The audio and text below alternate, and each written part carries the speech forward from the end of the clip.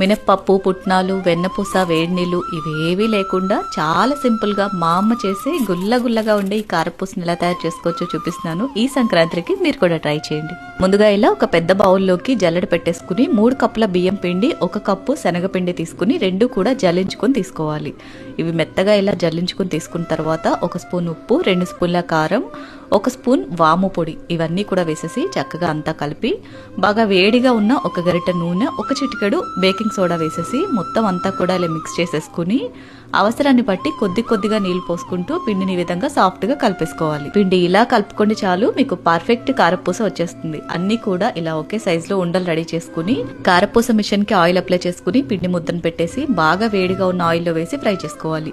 నూనె బాగా వేడిగా ఉంటేనే కారపూస గుల్లగుల్లగా వస్తాయి. ఇవి కలర్ మారాల్సిన పని లేదు. నూనెలో బబుల్స్ రావటం ఆగిపోయినాయి అంటే ఫ్రై అయిపోయినట్టే. ఇలాగే అన్ని కూడా ఫ్రై చేసుకున్నారంటే ఎంతో కమ్మగా ఉండే కారపూస రెడీ.